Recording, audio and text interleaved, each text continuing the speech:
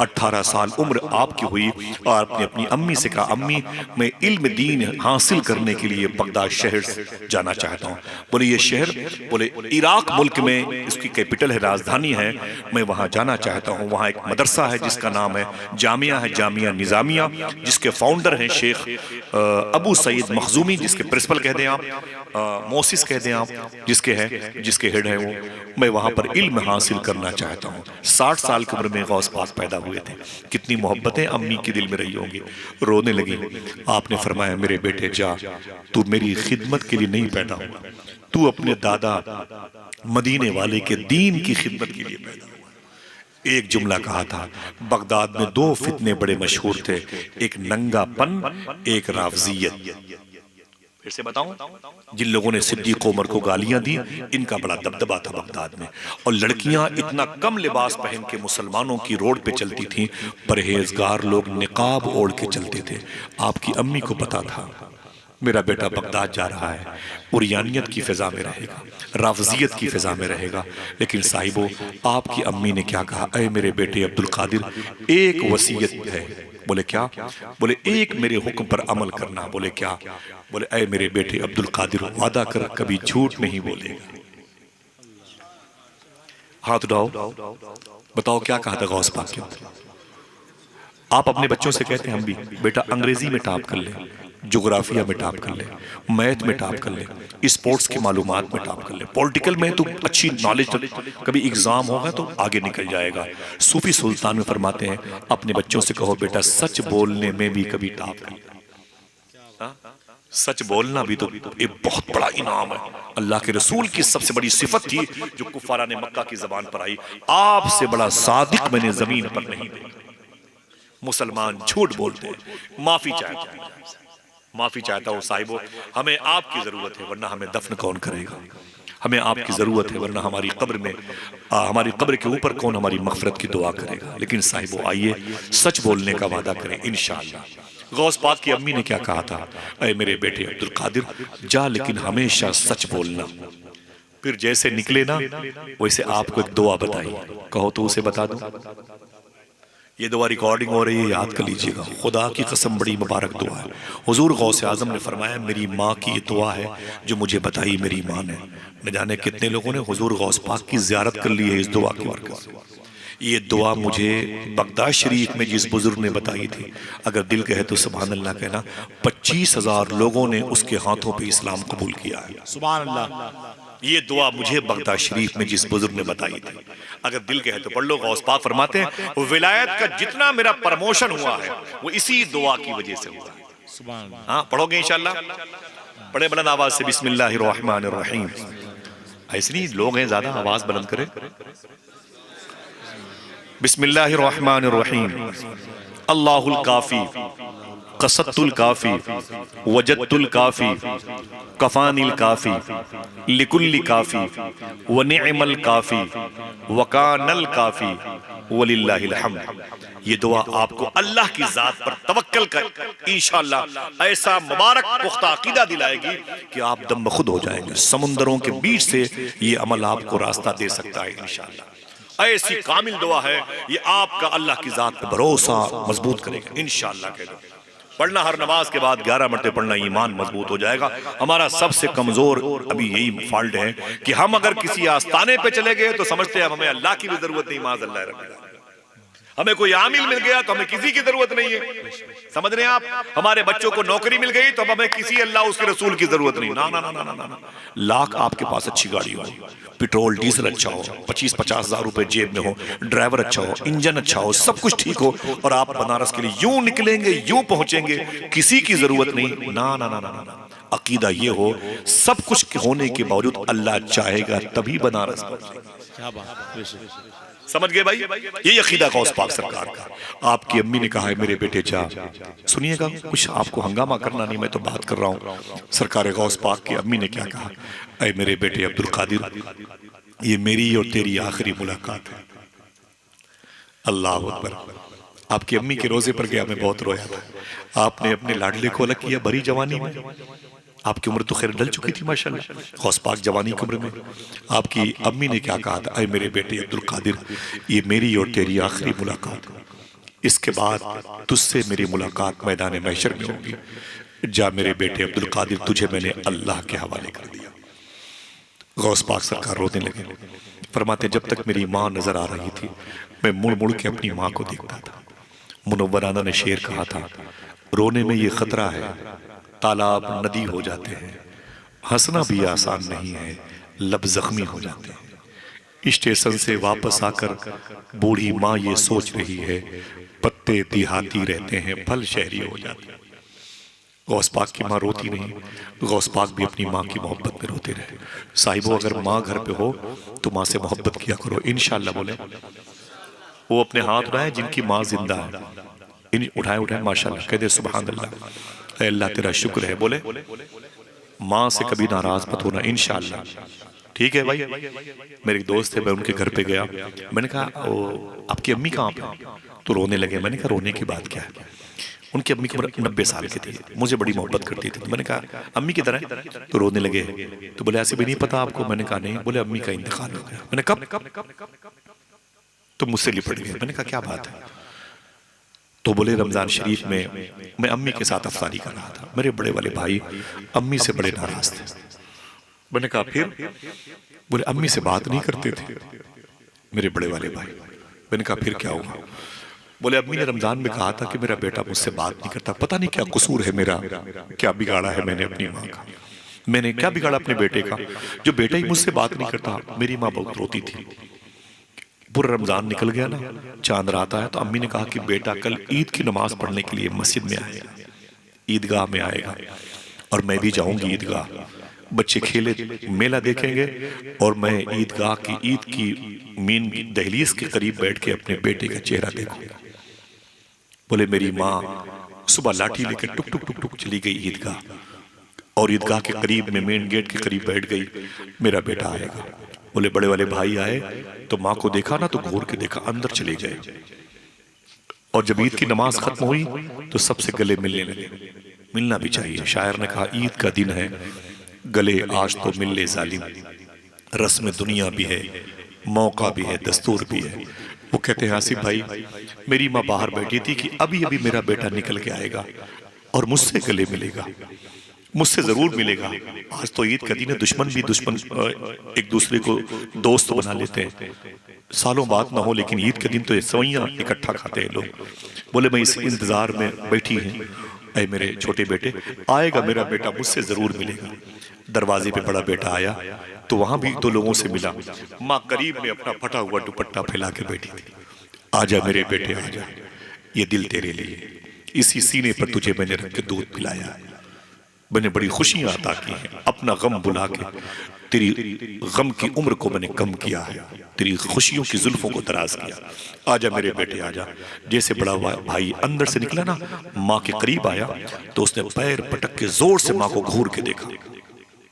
बोले आसिफ भाई माँ की तरफ तवज्जो नहीं की और नाराज होते हुए उसने कुछ कहा नहीं, पैर पटका और जोर से अपने घर की तरफ चला गया। मेरी माँ रोने लगी, वहीं पर गिरने की नौबत आ गई। मैंने उसे उठाया और उठा के घर ले आया, रोती रही। बोले बेटे क्या तकलीफ है मेरी जात से मेरे बेटे को, इसके रोने पर मेरी रूह तक बीमार हो जाती थी। आज मेरा बेटा मुझसे ईद के दिन भी सलाम न किया, सबसे गले मिलके और चला गया, उसने मुझसे बात तक न की।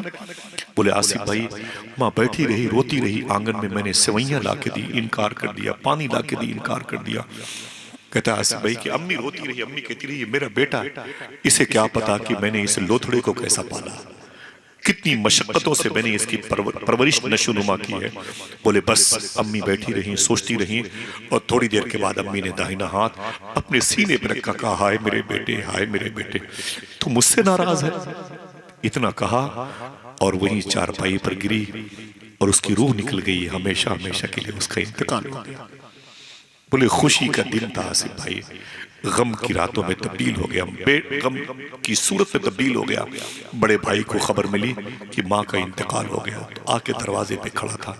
दिल ने कहा कि मैं इसको गोली मारूं, दिल ने कहा कि धक्के मार के इसे बाहर कर दूं, लेकिन फिर मैंने कहा एक हादसे के बाद एक और हादसा हो जाएगा।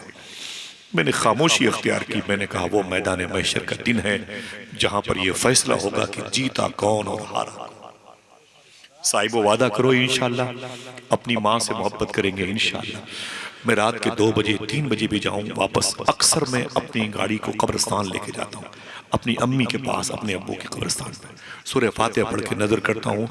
सूफी सुल्तान ये फरमाते हैं कि कब्रिस्तानों पे अगर माँ बाप दफन हो और 100 मुर्दे दफन हो तो ये सोच करके मत जाओ कि यहाँ पर 100 मुर्दों में मेरे माँ बाप दफन है। ये सोच करके जाओ कि 100 मरतबे अल्लाह के रसूल यहाँ तशरीफ ला चुके हैं। वहां के परिंदों को रिस्क दिया करो, चूटियों को चीनी दिया करो, ये तुम्हारे मरने वालों के लिए मीठी मीठी दुआ करेंगे। वादा करो इंशाअल्लाह अपनी माँ की अगर जिंदा है तो उसके हाथ को चूम करके घर से बाहर निकला करो इंशाअल्लाह। सरकार महबूब इलाही ने फरमाया था जब तक मेरी माँ जिंदा थी मेरा कोई काम रुका नहीं, और माँ के इंतकाल के बाद भी मेरा कोई काम रुका नहीं। लोगों ने कहा माँ के इंतकाल के बाद क्या करते थे? तो सरकार महबूब इलाही फरमाते हैं मैं अपनी माँ की कब्र पे जाता था, ऊपर बैठ के मैं दुआ करता था, मेरी माँ कब्र के नीचे आमीन कहती थी, मेरी तमाम दुआएं अल्लाह कबूल फरमा लिया। जरा मोहब्बत से कह दो सुभान अल्लाह। हाँ, थक गए आप लोग? बोलो भाई थक गए? किसकी किसकी माँ इंतकाल कर गई? हाथ उठा के बोले अल्लाह मगफरत फरमाए। उनकी कब्रों पे जाया करो इंशाअल्लाह। बोलो भाई उनकी कब्रों पे जाया करो इंशाअल्लाह। बोले ठीक है। उलमा-ए-किराम मशाइख-ए-किराम के वरूद मसूद का वक्त अल्लाह सब पर करम फरमाए। सुने तेजी के साथ हुजूर गौसे आजम सैयदना शेख 18 साल की उम्र में आए बगदाद शरीफ। हमदान के रास्ते में आए तो चोरों के सरदार ने अटैक किया और आपने कहा सच बोला। 60 डाकुओं ने कलमा पढ़ा, तौबा की तौफीक पाई गौस पाक से। आपने एंट्री फरमाई बगदाद शरीफ में। ये बारिश के दिन थे। मैंने अभी 4-5 दिन पहले हुजूर गौसे आजम के उस घर की ज़ियारत की है जिस घर में हुजूर गौसे आजम ने बड़ी मुद्दतों के साथ दिन गुजारे। बगदाद शहर में बिल्कुल पेंडिंग में है, वो लोग कम जानते हैं, वहां पर बहुत कम जाते हैं। सरकार गौसे आजम ने वहां 7 साल तालीम हासिल की। कितने? जो मेरी अपनी नॉलेज है कितने? 18 साल की उम्र में आए थे और अब उम्र कितनी हुई? अब आप दस्तार की बरकतों से माला माल हो गए। आपने तालीम हासिल की, शेख हम्माद दब्बास जैसे आपको मौल्लिम मिले थे। हुजूर गौसे आजम सरकार की तालीम मुकम्मल हो गई। 25 साल की उम्र में आप फारिग हो गए। कितनी ऊंची बोले? वो एक वादा किया था आपने नोची हुई लाश के सामने, अब्दुल कादिर आशिक बन के दिखाएगा। क्या वादा किया था? अब इस आशिक बनने की मुहिम पर चलना है। गौस पाक को इल्म हासिल किया, ये थ्योरी थी। अब आगे बढ़ करके अपने कल्ब को रोशन मुनव्वर करना है, ये प्रैक्टिकल है। हुजूर गौसे आजम निकले अपने घर से और 40 किलोमीटर का सफर तय किया। उस जमीन पर गए जिसे मदाइन कहते हैं। क्या कहते हैं? जहां दुनिया का सबसे बड़ा बादशाह रहता था हुजूर की पैदाइश के वक्त, जिसके घर की दीवारें फट गई थी हुजूर के आने की वजह से। मदाइन एक ऐसा मुबारक पुराना शहर है, अगर दिल के है तो बोलो। इसी शहर के दामन में एक बुजुर्ग सहाबी हैं जिनको सलमान फारसी कहते हैं। जानते होते तो बगैर कहे सुभान अल्लाह कहते। हाँ, ये कौन है? सरवारे सलमान मोहम्मदी। हुजूर ने इनके बारे में फरमाया था कि दुनिया वाले जन्नत को ढूंढते हैं, जन्नत मेरे सलमान फारसी को ढूंढती है। उनके करीब में 1.25 लाख हुजूर के सहाबा में सबसे प्राइवेट सहाबी हुज़ैफा यमानी लेटे हुए हैं। उनके करीब में जनाबे जाबिर अंसारी के बेटे अब्दुल्ला अंसारी लेटे हुए हैं। उनके करीब में इमाम जाफर सादिक के सगे भाई इमाम ताहिर लेटे हुए हैं। वहीं पर हुजूर गौसे आजम उस जंगल में गए 25 साल तक। कितने साल तक? सुने, रोटियां ठंडी हो तो बच्चियों के चेहरे पे तमाचे मारते हैं। अगर बारात में हमें देर में कॉफी मिले तो बारात वापस चली जाती है। ये ड्रामे हमारे हैं। जूतों के नीचे चावल के बड़े बड़े ढेले पड़े रहते हैं। रोटियां अगर ठंडी हो तो उंगलियों में नचा के सेल्फी लेके हम उसको बावर कराते हैं। हुजूर गौसे आजम ने 25 साल इस जंगल में गुजारे। फरमाते हैं कभी कभी एक रोटी का टुकड़ा मिलता था तो पूरे साल कुछ नहीं मिलता था। घास खाकर मैं गुजारा करता था।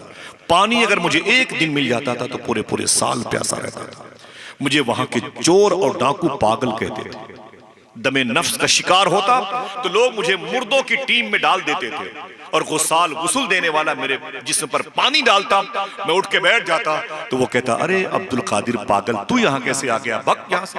गौस पाक फरमाते मैंने आशिक बनने की मुहिम की राह का मुसाफिर बना। और फिर क्या हुआ, फिर क्या हुआ? फरमाते जब मैं अल्लाह अल्लाह अल्लाह कहता था, जंगल के सारे जानवर मेरे चारों तरफ आके बैठ के मेरी आवाज से आवाज मिलाया करते थे। अल्लाह, इतनी मशक्कतें गौस पाक ने की। हमें इतना ही याद है कि गौस पाक मुर्गा बहुत खाते थे, गौस पाक बहुत मुर्गा खाते थे, हमें इतना ही याद रहेगा और कुछ याद नहीं। मेहनतें कितनी की गौस पाक ने। 40 साल तक इशा के वजू से फजर की नमाज पढ़ी। काश आप सुभान अल्लाह कहते। मेरे कहने से कहेंगे सारा सवाब तो मुझे को मिल जाएगा। हाँ, गौस आजम ने 25 साल तक फजर के वजू से इशा की नमाज पढ़ी। 15 साल तक एक पैर पे खड़े होकर पूरा कुरान पढ़ते थे। इतनी मशक्कतें, इतना जिद्दोजहद हुजूर गौस आजम फरमाते थे। समझे? पैसे कितने थे मालूम है आपको? अडानी अंबानी उनका नौकरी करने के लायक नहीं। इतने पैसे गौस पाक के पास बगदाद आने के बाद थे कि सोने की खूंटी में गौस पाक की बकरियां बांधी। लेकिन खुदा की कसम फरमाते हैं, काश पूरी दुनिया के लोगों को अब्दुल कादिर एक वक्त में खिलाता पिलाता। आपने फरमाया, किसी ने पूछा अल्लाह की बारगाह की सबसे बड़ी नेकी क्या है? अगर दिल कहे तो सुभान अल्लाह कहना। आपने फरमाया सबसे बड़ी नेकी है भूखों को खाना खिलाना। और हम अपने ही दावत में अपने ही सगी भाई को नहीं पूछते। गोश्त की हड्डियां बोटियां सब दूसरों के दरवाजों पर पड़ी होती हैं, और जिसके दरवाजे पर पड़ी होती है उसके बीवी बच्चे अंदर से ताला बंद करके बच्चे खिड़कियों से जागते रहते हैं। चावल की, पुलाव की, जर्दे की महक से बच्चे दिन भर परेशान रहते हैं। हमारे बच्चों के पैरों के नीचे गोश्त की हड्डियां रहती हैं। ऐसे दीन नहीं फैलता साहिब। गौस आजम के लंगर खाने पर लिखा हुआ है, मैंने नेकियों की फाइल उलट पलट के देखी, लेकिन अल्लाह की बारगाह में पब्लिक को खाना खिलाने से बड़ी नेकी नहीं मिली। बता दूं आज जिनके घरों में गरीबी आ रही है, क्यों आ रही है? बोलो वादा करोगे, याद रखोगे, कल किसी को बताओगे इंशाअल्लाह। हुजूर गौस आजम से पूछा गया घरों में गरीबी कैसे आती है, तो आपने फरमाया अकेले खाना खाने से गरीबी आती है। जो समझा मुझे बताए, हाथ उठा के बताएं, समझ लिया आपने? इसी पर अमल कर लो तो कभी जलसे ही ना हो। यही सबसे बड़ा जलसा हो, हर दिन हर रात जलसों में होने का सवाब मिले। बीमारियां कैसी, ये शकुंतला, ये वेदांता, ये पीजीआई, ये सहारा, मैक्स ने उसे ले लिया लखनऊ में। मैंने पूछा सूफी साहब किबला से, ये पहले लखनऊ शहर था, इतने हॉस्पिटल नहीं थे। आज लखनऊ शहर भी है और सैकड़ों हॉस्पिटल है। तो फरमाया सूफी साहब ने, बात यह है कि पहले के दौर में लोग खिला के खाते थे, अब दिखा के खाते। पेप्सी, थम्सअप की, स्प्राइट की एक बोतल ली, अगले चौराहे तक चले गए पीछे पीते हुए। रिक्शे वाले को 10 रुपए की फटी नोट दी, इतनी हाँ की मारू मसाले, दिमाग खराब हो जाएंगे। उसे गालियां दी और उसी के सामने हम जाके फ्रूटी पीते रहते हैं। यही वजह है कि हमारे बच्चे हमेशा बीमार रहते हैं। वादा करो इंशाअल्लाह। सूफिया कहते हैं हमेशा चाय पीने के लिए जाते हो चाय खाने, कभी चाय पिलाने की नीयत से भी जाया करो। ये सूफी साहब का जुमला है, जिनके घर के दरवाजे इतने मोटे हों कि फकीरों की सदाएं अंदर न जाने पाए, उनके बच्चे हमेशा बीमार रहते हैं।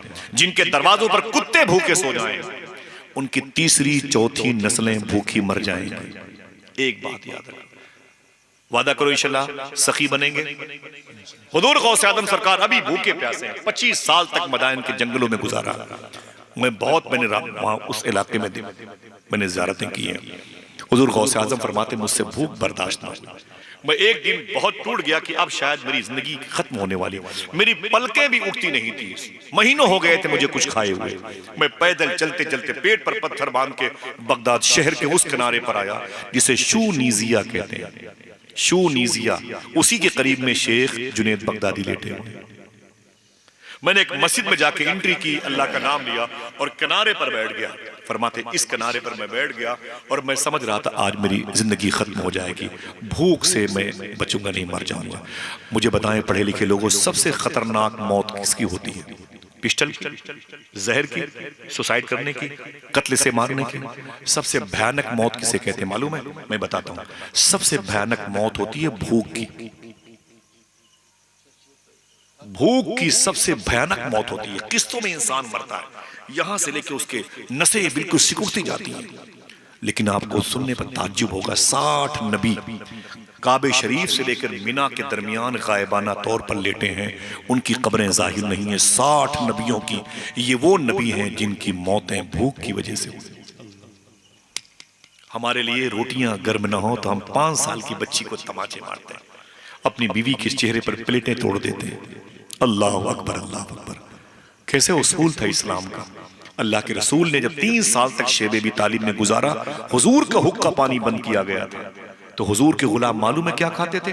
अपने ही जूतों और चमड़ों में जो चप्पल लगी होती थी उसको चाकू से काट करके हुजूर के सामने बैठ करके हुजूर के गुलाम पानी में भिगो भिगो के उसे खाया करते थे और कहते आए अल्लाह तेरा शुक्र है 800 रुपए किलो गोश्त खाने वाले आज जुमा की नमाजें छोड़े बैठे। हुजूर गौसे आजम की मोहब्बत अगर दिल में है तो क्या कहा गौस पाक ने नमाजों के हवाले से? सोचें, फरमाया कि जो मुसलमान नमाज न पढ़े उसको मरने के बाद मुसलमानों की कब्रिस्तान में दफन ना करो। अगर योगी हुकूमत आपके किसी मुर्दे को किसी कब्रिस्तान में दफन ना करे तो फिर आप चक्का जाम करोगे, गोलियां चलेंगी, मरोगे, फिर ये होगा फिर वो होगा। वही काम तो गौस पाक सरकार ने फरमाया। अगर कोई बेनमाजी मुसलमान मर जाए तो उसको मुसलमानों के कब्रिस्तान में दफन मत करो। क्यों? इतना उस पर अल्लाह का अजाब नाजिल होता है, आसपास के मुर्दों को बेहद तकलीफ होती है। वादा करो इंशाअल्लाह अल्लाह की बारगाह में जाएंगे। बोलो भाई, ये सजदा करना ये सर की खुराक है, इसको इसकी खुराक दो वरना ये भूख हड़ताल कर देगा, दूर कर देगा अल्लाह की रहमतों से। वादा करो इंशाअल्लाह नमाजों की तरफ दिल लगाओगे, दिल से बोलो इंशाअल्लाह आपकी मर्जी है, हम तो चले जाएंगे, आधे घंटे की बात है। जिंदगी वही कहते ना कि पूछ कर मेरा पता वक्त आएगा ना करो, मैं तो बंजारा हूं क्या जाने किधर जाऊंगा। जिंदगी मैं भी मुसाफिर हूं तेरी कश्ती का, तू जहां मुझसे कहेगी मैं उतर जाऊंगा। हुजूर गौसे आजम सरकार उस मस्जिद में है और फरमाते मैं समझ गया कि आज मैं बचूंगा नहीं। अचानक एक आदमी टिफिन लेके आया उसी मस्जिद में और सामने बैठ गया उस दीवार के पास। सैयदना शेख फरमाते हैं जैसे वो बैठा ना तो वो टिफिन खोला, टिफिन तो थी नहीं, मिसाल के तौर पर कपड़े में खाने रखे थे, उसने निकाल करके मेरे सामने खाने लगा। जब मैं ये पढ़ रहा था दोपहर का वक्त था, 4-5 साल पहले, मैं बहुत रोया हुजूर गौस पाक के जुमले पर।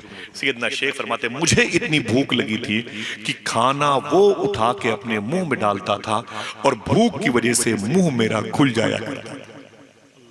ये नफ्सियाती मामला बहुत बहुत बड़ी बात है वल्लाह। मेरा शेख जिसके दस्तरखान की रोटियां आज खा लें तो लोग अल्लाह के वली हो जाए, वो कहता मैं इस कदर भूखा था। हुजूर गौस पाक फरमाते मेरे मुंह को खुलता हुआ देखा, उसने कहा ताल मुसाफिर इधर इधर। मैं करीब गया, मुश्किल से मुझे क्या बात है? मैंने कहा कुछ नहीं। उसने कहा खा लो, न ये तेरा है न मेरा है, खा लो खा लो खा लो, न ये तेरा है न मेरा है, खा लो। तो मैंने कहा मेरा नहीं है? कहा नहीं। तो मैंने कहा तेरा भी नहीं है और तू खाने बैठा है, फिर किसका है? तू है कौन? उसने कहा ए मुसाफिर मैं इराक का नहीं हूं, मैं बगदाद का नहीं हूं। मैंने कहा फिर कहां का? उसने कहा मैं ईरान का हूं। गौस पाक कहां के थे? उसने क्या कहा? ऊंची मैं ईरान का हूं। तो गौस पाक ने ईरान के हो? कहां के हो? कुम शरीफ के, जिसका पुराना नाम रे है। दोस्त के हो? शाहजान के हो? सामईन हजरात, ये प्रोग्राम आप तुम सुन्नी जंक्शन की जानिब से समाप्त कर रहे हैं। कहां के हो? उसने कहा ना ना ना ना ना, मैं इन शहरों का नहीं हूं। अगर दिल कहे तो बोलना। बोले फिर कहां के हो? उसने कहा मैं जीलान का रहने वाला। यही शहर गौस पाक का शहर। अपने ही शहर का नाम सुना तो आंखें भर आई। तुम जीलानी हो? जो मैं जीलान का हूं। यहाँ कैसे? तो उसने कहा कि बिजनेस के सिलसिले में आया था। बोले ये तुमने कैसे कहा ये खाना मेरा है न तेरा है? उसकी आंखें भर आईं। कहा मेरे मोहल्ले के करीब में एक शरीफों का खानदान रहता है। अब दिल कहे तो बोलना, उस खानदान में एक बूढ़ी औरत रहती है। जब पूरे जीलान वालों की दुआएं कबूल नहीं होती हैं तो अल्लाह उसके दुपट्टे के एक धागे के सदके में बारिशें बरसा दिया करता है। वो फातिमा उम्मुल खैर उसका नाम है। गौस पाक ने अपनी माँ का नाम सुना तो धड़का कलेजा। आप खामोश थे, आंखें में लेकिन भर आई। तुम वहां के हो? बोले फिर? बोले उन्होंने मुझे बुलाया, पर्दे की ओट में कहा बेटा मैंने सुना है तू बगदाद शरीफ जाने वाला है। मैंने कहा हाँ। तो उस बूढ़ी खातून ने कहा था बगदाद में मेरा बेटा अब्दुल कादिर पढ़ता है, ये उसके खर्चे के पैसे दे देना। वो पता नहीं किस कंडीशन में है, वो क्या खाता है क्या पीता है, अल्लाह भरोसे उसे मैंने छोड़ दिया है। मेरा दिल धड़कता है उसकी याद में। क्या मतलब? जब औलादें भूखी होती हैं तो माँ को खबर हो जाती है, लेकिन अफसोस ये है कि जब माँ भूखी होती है तो औलादों को खबर नहीं होती। अफसोस। शायर ने कहा था ऐ ज़िया माँ बाप के साए की ना कदरी न कर, धूप काटेगी बहुत जब ये शजर गिर जाए। अल्लाह अल्लाह।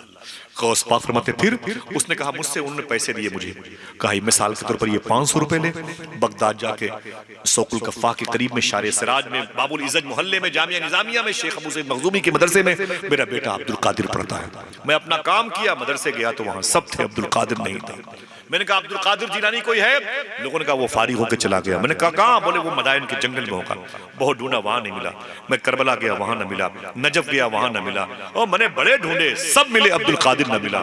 तो गौस पाक फरमाते फिर बोले उसको ढूंढने के चक्कर में मेरे अपने पैसे खत्म हो गए। बोले फिर बोले अब मेरी जेब में उसके पैसे बचे, मैं उसी के पैसे से खाना ला के खा रहा हूं।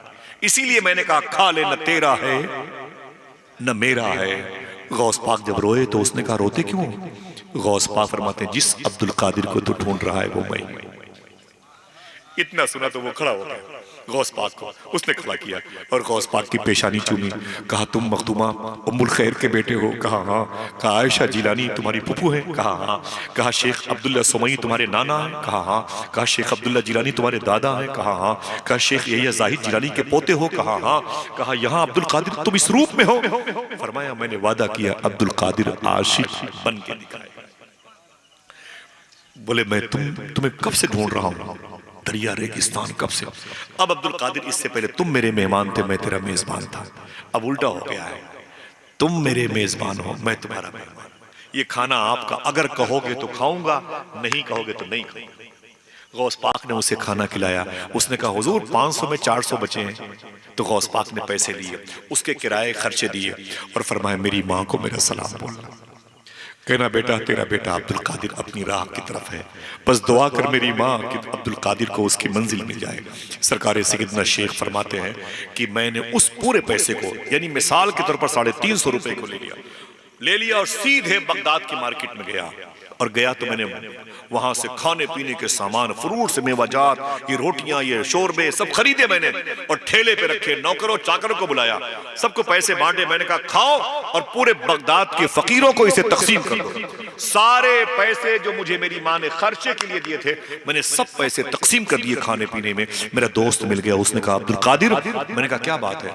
उसने कहा कल तो पेट पर पत्थर बंधे थे और आज लंगर बन रहा है, ये पैसे कहां से आए? तो गौस पाक फरमाते मैंने रो करके कहा मुझे मेरी माँ ने भेजे थे, मुझे मेरी माँ ने भेजे थे। तो उसने कहा माँ ने काहे के लिए भेजे थे? लंगर के लिए। पर मैं ना ना ना बोले फिर? बोले गौस पाक फरमाते हैं मेरी माँ ने अपने खर्चे के लिए भेजे थे। बोले फिर? बोले सारे पैसों का मैंने लंगर बनवा के बंटवा दिया। उसने कहा अब्दुल कादिर अरे कल तू क्या खाएगा? अब दिल कहे तो सुभान अल्लाह कहो। तो गौस पाक फरमाते सुन, जो मेरा परवरदिगार आलम अब्दुल कादिर को एक दिन इतना दे सकता है, वो कल अब्दुल कादिर को भूखा नहीं मारेगा इंशाअल्लाह। वही तो है जो निजाम हस्ती चला रहा है, मेरा खुदा है। फिर सरकार गौस आजम ने 25 साल की उम्र शरीफ मुकम्मल की, 18 साल में आए, 7 साल तालीम हासिल की, 25 साल मदायन के जंगल में गुजारा, 50 उम्र शरीफ हुई 50। अब बोले अय मेरे मौला मैं कहाँ जाऊं? इस्तांबुल जाऊं, तुर्किया जाऊं, मिस्र जाऊं, कहाँ जाऊं? शिराज जाऊं, कहाँ जाऊं? आवाज है अब्दुल कादिर ये शहर बगदाद तेरे लिए। काश बगदाद का नाम सुने सुभान अल्लाह कह दें आप। हाँ, ये बातें खत्म हो रही हैं बगदाद। अब मैं गौस पाक की बात करने लगूं और आप जैसे लोग मिल जाएं तो मैं सुबह तक ये बात करता रहूं। मैं बता दूं दिल की बात, आप जैसे लोग मुझे मिल जाए मैं सुबह तक गौस पाक की बात करूं। 2-4 मिनटों में बात खत्म है। दुआ करो इंशाअल्लाह अल्लाह सबको गौस पाक का दरबार दिखा दे। हाँ तो गुडा के आमीन कहो, चलोगे इंशाअल्लाह? दिल से बोलो इंशाअल्लाह। बाअदब बनो, बुजुर्गों का बाअदब बनो, बाअदब बनो। सहाबे किराम को अफजलियत सुन ले गौर से, कोई किसी भी अकीदे का हो, चाहे वो सुन्नी अकीदे का हो, देवबंदी हो, अहले हदीस, सुने भाई, सहाबे किराम को जो अफजलियत हासिल है वो सिर्फ हुजूर को देखने की बुनियाद पर नहीं, वरना हुजूर को तो मुनाफिक भी देखा करते थे। सहाबे किराम को जो अफजलियत हासिल है सिर्फ हुजूर के पीछे नमाज पढ़ने की बुनियाद पर नहीं, वरना मुनाफिक भी हुजूर के पीछे नमाज पढ़ते थे। सहाबे किराम को जो अफजलियत हासिल है सिर्फ हुजूर के साथ जिहाद करने की बुनियाद पर नहीं, वरना मुनाफिकीन भी हुजूर के साथ जिहाद करते थे। फिर किस बुनियाद पर? तो कहना पड़ेगा ताज़ीम रसूल की बुनियाद पर अफजलियत हासिल है, अदब रसूल की बुनियाद पर अफजलियत हासिल है। सही है कि नहीं भाई? अब वो अदब आ गया तो फिर वो देखी आंखें तो उन आंखों पे वार जाऊं, उन आंखों पे कुर्बान हो जाऊं जिन आंखों ने हुजूर के जलवे देखे हैं। जरा फिर से अपने हाथों को डाके बोलें लब्बैक या गौसे आजम। ये तालीम है सच बोलने की इंशाअल्लाह और हलाल खाने की इंशाअल्लाह। बोले बोले मेरे मौला मैं कहां जाऊं? आवाज आई कहां? सब बोले बंटवा दे शीरीनी, हाँ बंटवा दे, बोलो भाई बंटवा दे। नहीं तो ऐसे बोल लग रहा कि है। ये तो उस वक्त का सवाल है जब पता करो है और उस पर ममानियत है बाद में। भाई सब कन्फर्म कर लो वरना आप इसी चक्कर में बैठे हुए हो। हाँ यार गौस पाक से ज्यादा मीठी बातें और क्या होंगी? जरा मोहब्बत से कह दो सुभान अल्लाह। अच्छा मैं नारा वगैरह कायल नहीं हूं, लेकिन एक आदमी जरा बड़े पीर की मोहब्बत में एक लगाए नारा, जरा हाथों को उड़ा के जवाब दीजिए सब लोग। मैं खत्म कर रहा हूं, जहमत के लिए माफी चाहता हूं। सरकार बड़े पीर करो। सरकार हुजूर गौसे आजम सैयदना शेख अब्दुल कादिर जिलानी रज़ी अल्लाह ताला बड़े मर्तबे के बुजुर्ग हैं, इतने मर्तबे के बुजुर्ग हैं, इतने बड़े मर्तबे के बुजुर्ग हैं। सुभान अल्लाह बोले। एक जुमला बताऊं एक जुमला? हाँ अमजद भाई सुनेंगे? उलमा किराम ठीक है, मियाँ बैठे हुए हैं, हमारी टोपी मियाँ के कदम पे। सुभान अल्लाह। एक जुमला बताऊं, सूफी साहब से किसी ने कहा गौस पाक के मर्तबे के बारे में, जो समझेगा वही बोलेगा भाई, जो समझेगा वही बोलेगा इंशाअल्लाह। हाँ पढ़े लिखे लोग हैं। क्या कहा? हुजूर गौस पाक का कितना बड़ा मर्तबा है अमजद भाई। तो सूफी साहब फरमाते हैं कि गौस पाक का इतना बड़ा मर्तबा है कि अभी मर्तबे को भी खबर नहीं कि कितना बड़ा मर्तबा है।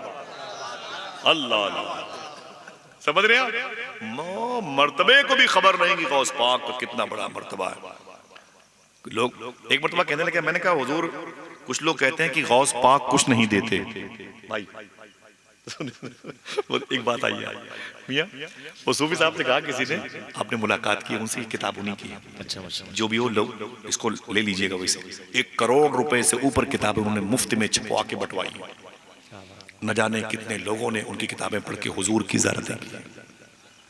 इल्हामी किताबें उनकी देखें, उम्मी बुजुर्ग हैं, मदरसे में तालीम हासिल नहीं की, लेकिन मोटी मोटी किताब दरूद शरीफ लिखी है, बगैर नुक्तों के हरूफ इस्तेमाल किए, उसके तर्जमे किए तो बगैर नुक्तों के हरूफ। बहुत दरवेश मिजाज के फकीर हैं। कभी मिलो तो आपको लगे यार वाकई इस्लाम तो यही नजर आता है। हमने तो झूठ बोल बोल करके, रिश्वत और दलाली के पैसे खा करके अपनी औरतों को, लड़कियों को आवारा कर दिया। हाँ अल्लाह माफ फरमाए। इस्लाम जो सूफियों के पास है मगर हर जगह नहीं। मैंने देखा है सरकार उबैदू मियां, बहुत याद आती है उनकी माशाल्लाह। वो एक छोटा सा कपड़ा मार्किंग होता है सफेद रंग का, उसी में लुंगी शरीफ होती थी। क्या बात है, बादशाहत नाज करती थी। बड़े बड़ों को देखा मैंने, उनके कदमों पे वारे जाते थे माशाल्लाह। आज तो प्रेशर लोग बनाते हैं अपने जुब्बों दस्तार से। अल्लाह सुभान अल्लाह।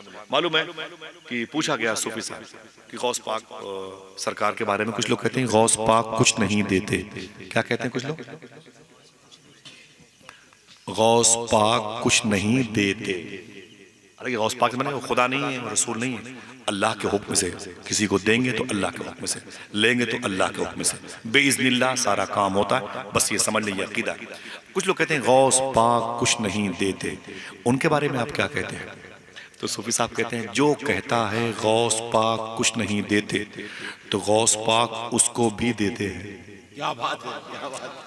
देखिए भाई, जो कहता है गौस पाक कुछ नहीं देते तो गौस पाक उसको भी देते हैं। मैंने कहा उसको क्यों देते हैं? उसको क्यों देते हैं? अगर दिल कहे तो मचलना। फरमाते वो कहता क्या है? मैंने कहा वो कहता है कि गौस पाक कुछ नहीं देते तो उसे गौस पाक क्यों देते हैं? तो क्या कहा? जो समझेगा वही बोलेगा सुभान अल्लाह। बोले क्या कहता है? गौस पाक कुछ नहीं देते। बोले कुछ नहीं देते से पहले गौस को पाक तो कहता है। गौस पाक अपने ऊपर किसी का एहसान नहीं रखते हैं। अल्लाह अल्लाह अल्लाह। जरा फिर से बोलो लब्बैक या गौसे आजम।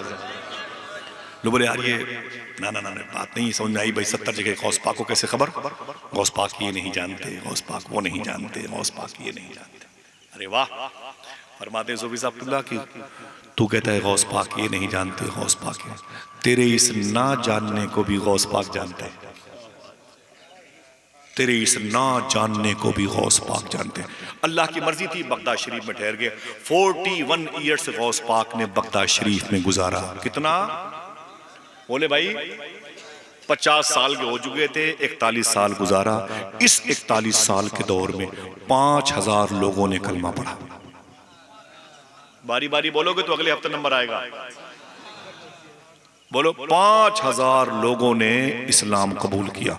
1,20,000 के आसपास गौस पाक के मदरसे के तलबा इस 40 साल के दौर में फारिग हुए। हर साल 3000 स्टूडेंट्स पर दस्तार होती थी। इनके मदरसे के फारिग होने वाले 50% तलबा कहां जाते थे?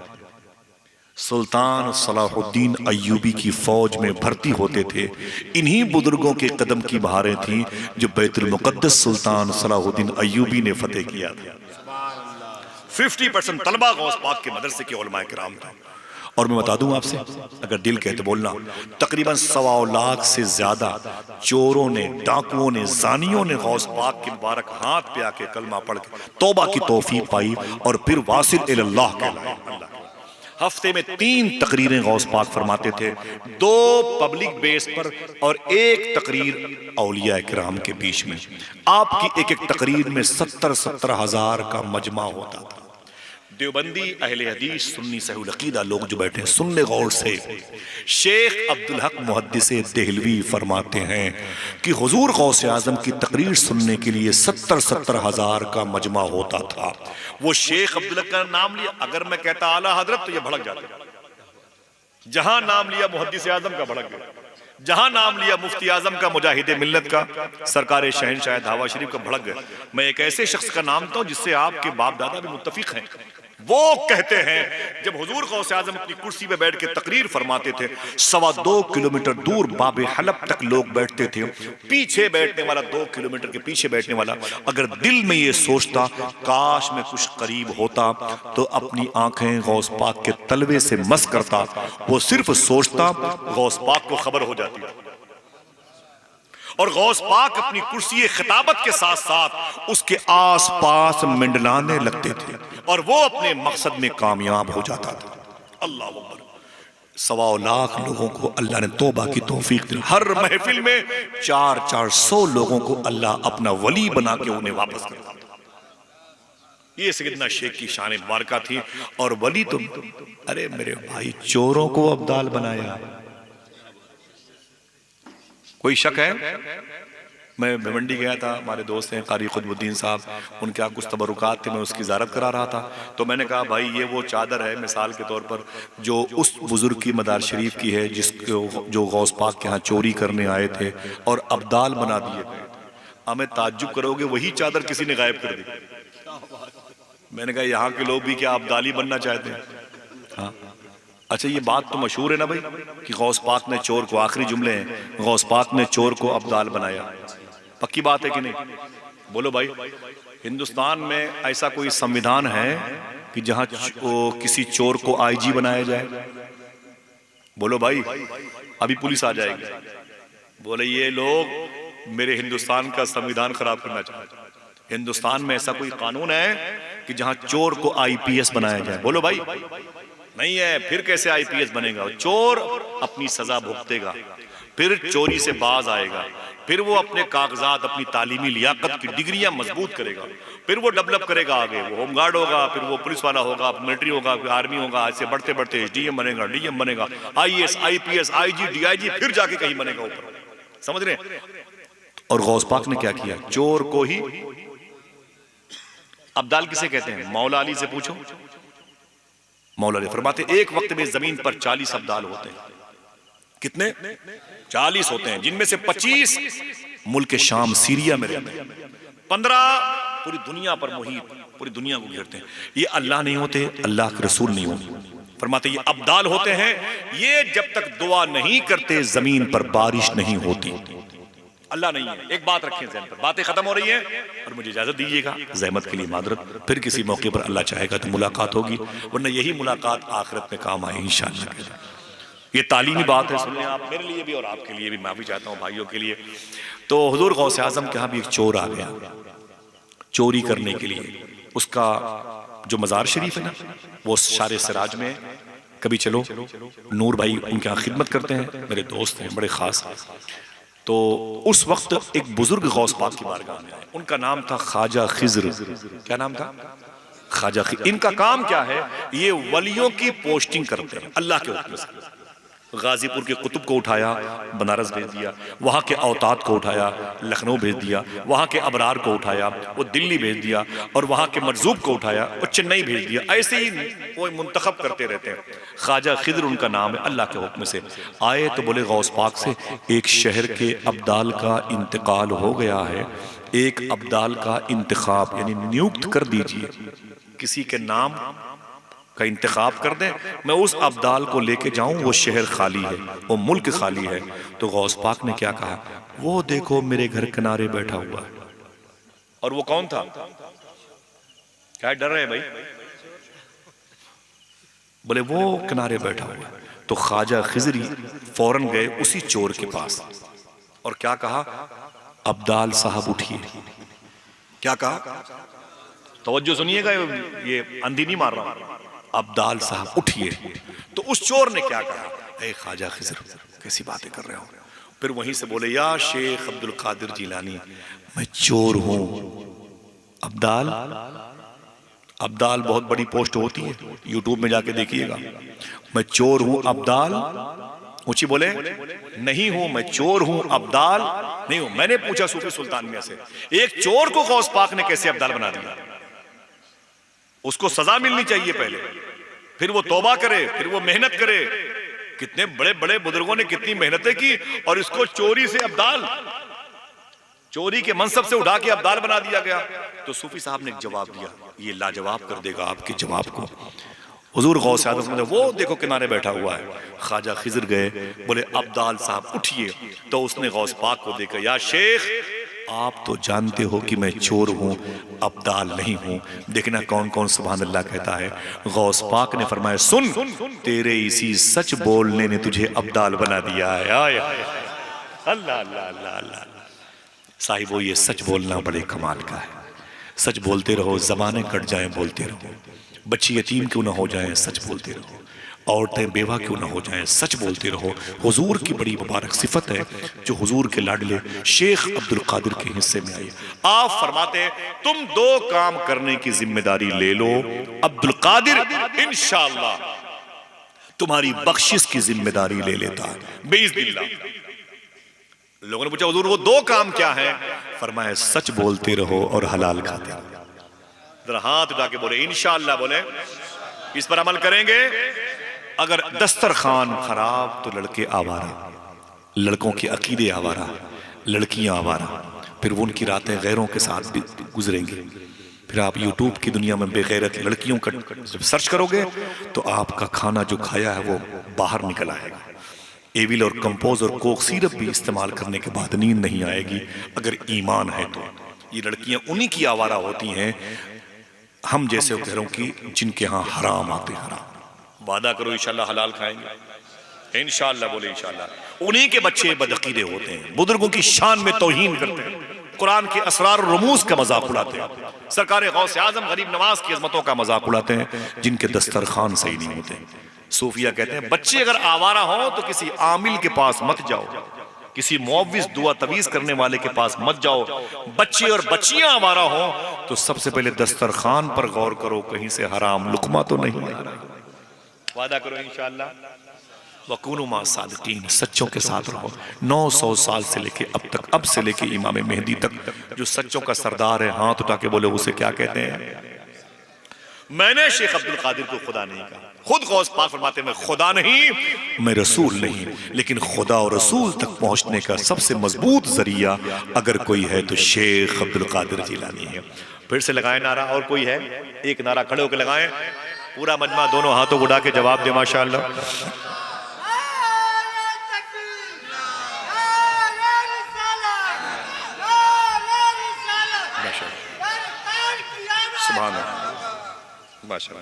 बहुत बहुत मुबारक हो। मैं 12:15 तक का टाइम दिया था मेरे भाई ने, अमजद भाई ने, मैंने उनसे ज़्यादा वक्त ले लिया, इसलिए बहुत बहुत माजरत चाहता हूँ। चलोगे बगदाद शरीफ?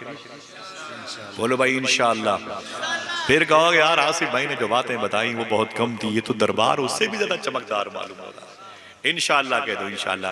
बहुत सारी बातें हैं भाई, कई दिनों तक ऐसे आप जैसे लोग मिल जाएं तो बयान करता रहूं माशाअल्लाह। ठीक है, दुआ करो अल्लाह हम सबको सच्ची तौबा की तौफीक अता फरमाए। कभी शरीयत के खिलाफ कोई बात मेरी जबान से निकली हो तो मैं तौबा करता हूँ। एक बात सुनने, बड़े अहले इल्म लोग बैठे हुए हैं, मैंने अल्लाह का शुक्र जितनी बातें गौस पाक के हवाले से कभी भी की है, हर नुक्ते ज़बर ज़ेर का मैं तनहा जिम्मेदार हूँ। आज तक कोई बात बगैर दलील और प्रूफ की नहीं कही गौस पाक। बैठ के अलग बात है, कुछ लोग अपने हुजरे में इस बातें करें, अल्लाह उसका रसूल बेहतर जानता है। सारी बातें मैंने जो की है हल्फिया तौर पर मैं कह सकता हूँ कि ये बात मैंने कही। मेरी गुफ्तगू में एक चैप्टर था कि गौस पाक का नाम जो बेवजू लेता था वो मर जाता था। मैंने दलील तो मैंने कहा मेरे घर आओ, आला हजरत सरकार जिस किताब से मुत्तफिक हैं तफरीहुल खातिर मैंने हवाला दिया। फिर मैंने सूफी साहब किबला का एक कौल पेश किया, बेवजू गौस पाक का नाम लेने वाला मर जाता था। मर जाने से मुराद ये नहीं कि वो मर जाता था, मर जाने से मुराद ये कि उसका दिल मुर्दा हो जाता था। समझ रहे हैं, उसका दिल मुर्दा हो जाता था। और अगर आप अल्लाह उसके रसूल की बारगाह तक फैजान हासिल करना चाहते हो तो अल्लाह के इस मुबारक दोस्त का, उसके हबीब के लाडले का जिक्र करते रहो, अल्लाह तुम्हें सुरखरुई अता फरमाएगा इंशाअल्लाह कह दो। और ये मुझे बड़ी खुशी हुई कि इतने सलीके से ये महफिल हो रही है, इसके अंदर बड़ी रूहानियत है, सरकारों की मौजूदगी है। ख्वाजा मखदूम ग्रामी सैयद मुजीबुर रहमान शाह साहब क़िबला दावा शरीफ का आना ही इस मजलिस की कबूलियत की निशानी है। ज़रा मोहब्बत से कह दो सुभान अल्लाह। मुझे बड़ी खुशी हुई, मैंने अमजद भाई से कहा मैं उस लम्हे का इंतज़ार कर रहा हूँ जब हज़रत तशरीफ़ लाएंगे। अल्हम्दुलिल्लाह रब्बिल आलमीन, इमाम अली मकाम के शहज़ादे हैं, हुज़ूर गौस पाक के लाडले हैं, मखदूम कायनात का मुबारक खून इनके शरियानों में दौड़ रहा है। ऐसों के आने से जिंदों का ही नहीं मुर्दों तक का भला होता है माशाअल्लाह। सुभान अल्लाह। ज़रा मोहब्बत से कहते हैं सुभान अल्लाह। माइक बहुत अच्छा है अमजद भाई, मैं चाहता हूँ कि ये पैसा मेरे भाई को दे दें, आप 500 रुपये उनको दे दें। बहुत अच्छा माइक है, आवाज़ें इसी कैंपस में जो किया आपने मेरे मुताबिक। अल्लाह सलामत रखे, इजाज़त दें, फिर किसी मौके पर मिलेंगे। अब तो खुश हो जाओ माशाअल्लाह कि शीरीनी आ गई है। सुभान अल्लाह सुभान अल्लाह। ना ना ना ना मैं मेरी तरफ से रखिए माशाअल्लाह। अल्लाह आपको हिदायत दे, आपके बच्ची बच्चियों को ईमान अता फरमाए, इहदिन सिरातल मुस्तकीम पे चलने की तौफीक अता फरमाए। ये माइक जब मुझे दावत कभी दीजिएगा तो 4, 10, 20 सालों में, तो फिर मेरे साथ भाई को भी दावत दीजिएगा, ठीक है इंशाअल्लाह। अल्लाह सलामत रखे, इजाजत दें। शायद शीरीनी आ गई भाई, अब तो सुभान अल्लाह कह दो भाई, सुभान माशाअल्लाह। अल्लाह सलामत रखे। गौस पाक की बारगाह में एक शेर पढ़ता था, और गलियों से तो कुछ भी नहीं लेना मुझको, मैं तुझे देखने आऊँगा चला जाऊँगा, अपनी दहलीज पे कुछ देर पड़ा रहने दे, जैसे ही होश में आऊँगा चला जाऊँगा। अल्लाह आप सबको सलामत रखे, इजाज़त दें। अस्सलामु अलैकुम व रहमतुल्लाह।